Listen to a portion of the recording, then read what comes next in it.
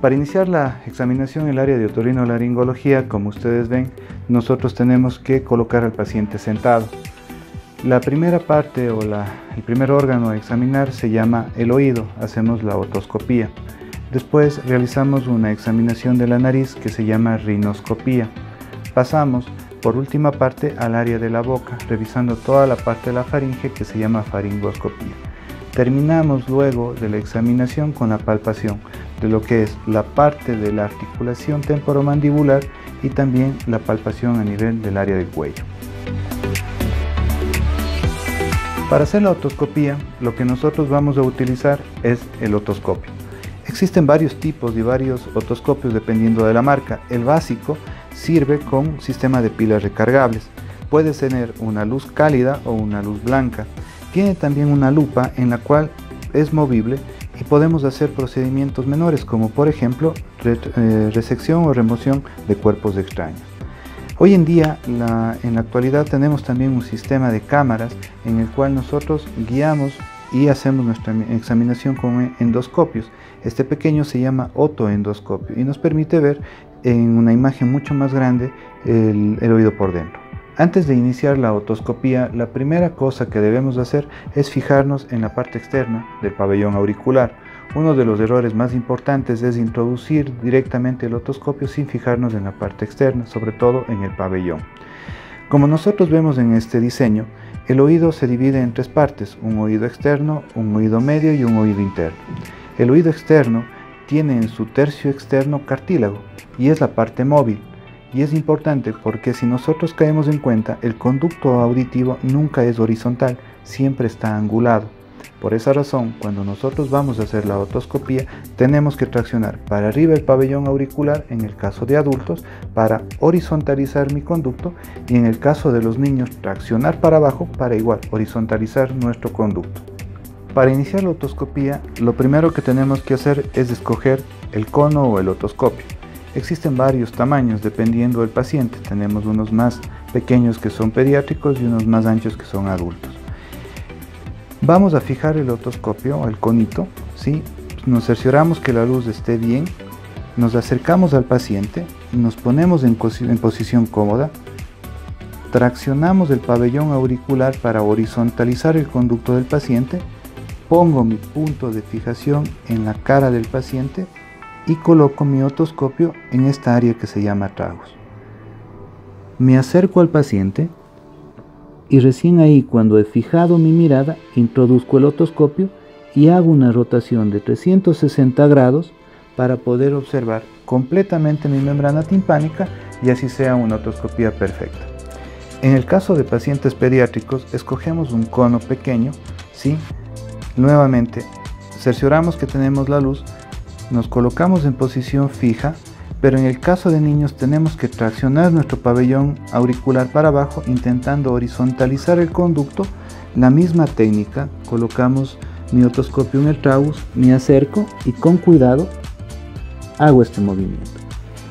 La idea de hacer una otoscopía es, como habíamos indicado en la parte inicial, si nosotros traccionamos nuestro conducto, miren cómo se horizontaliza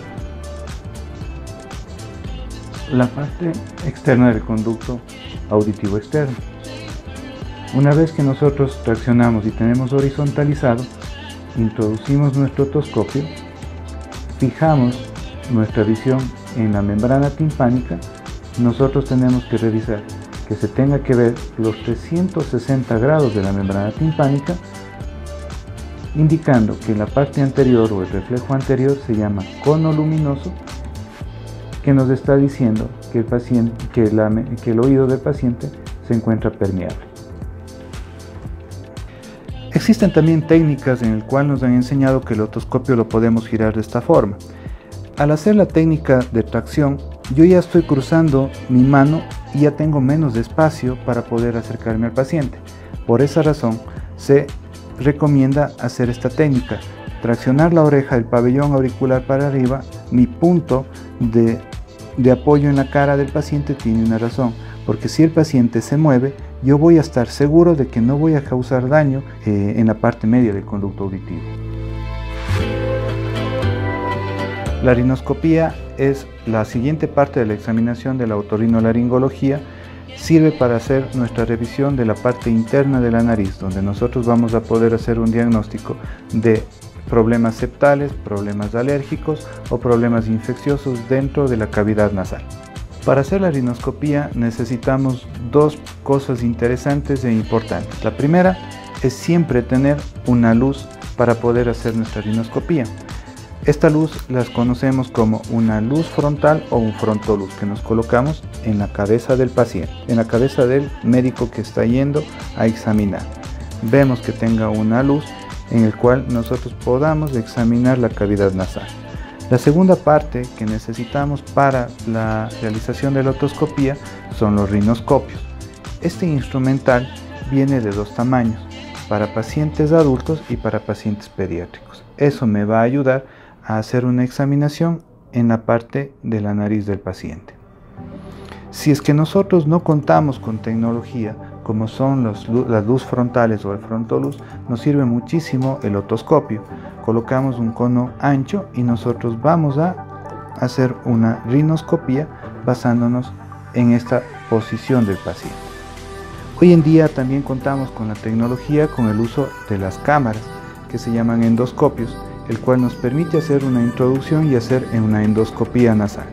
Para iniciar nuestra rinoscopía, nosotros nos colocamos frente al paciente. Nuestra luz va a estar direccionada siempre al lugar donde vamos a examinar, en este caso será nuestra nariz. Para introducir nuestro rinoscopio, nosotros hacemos la siguiente técnica. Sabemos que aquí se localiza el tabique, nosotros entramos paralelo al tabique, coloco mi dedo en el ala de la nariz del paciente, abro mi rinoscopio y tengo seguridad de que no le voy a causar daño ni dolor al paciente.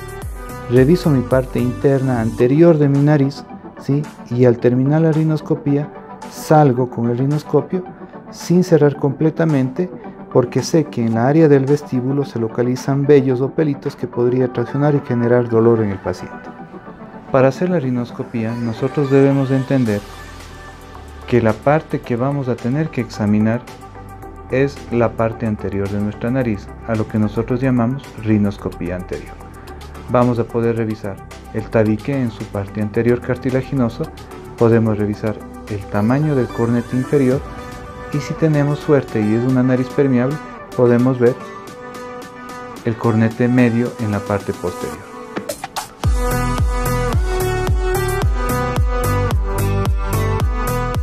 La tercera parte de la examinación en otorrinolaringología es la revisión de la faringe, a lo que nosotros llamamos faringoscopía.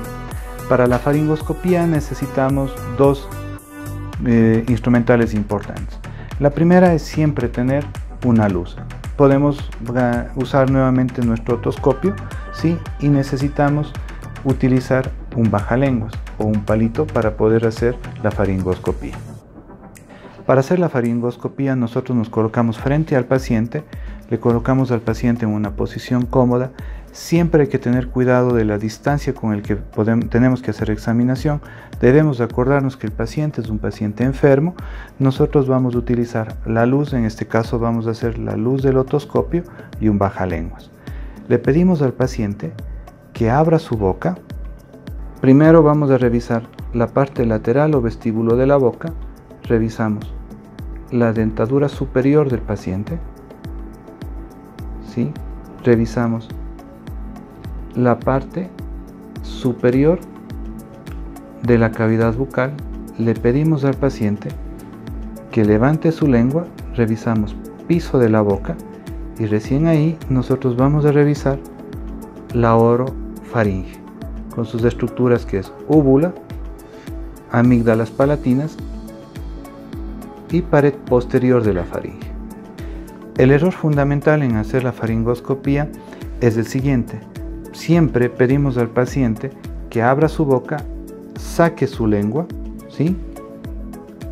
Al hacer que el paciente saque su lengua y nosotros introducimos el bajalenguas, estimulamos el tercio posterior de la lengua, en el cual existe mucho reflejo de náusea y vómito, en el cual el paciente ya nos va a dar un problema para la examinación.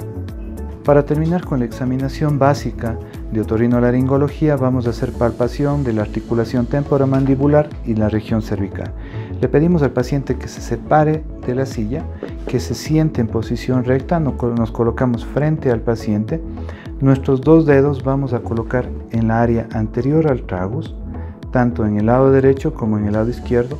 Hacemos una presión y le pedimos al paciente que abra su boca desde lentamente hasta lo máximo y nuevamente cierre hasta cerrar completamente su boca.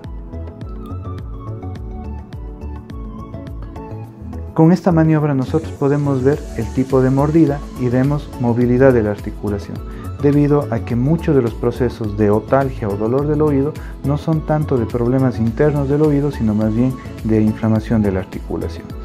Terminamos nuestra palpación con palpación de glándulas y ganglios, sobre todo glándulas submandibulares, glándulas retroauriculares o ganglios retroauriculares, palpación de cadenas cervicales y también del área de la tiroides.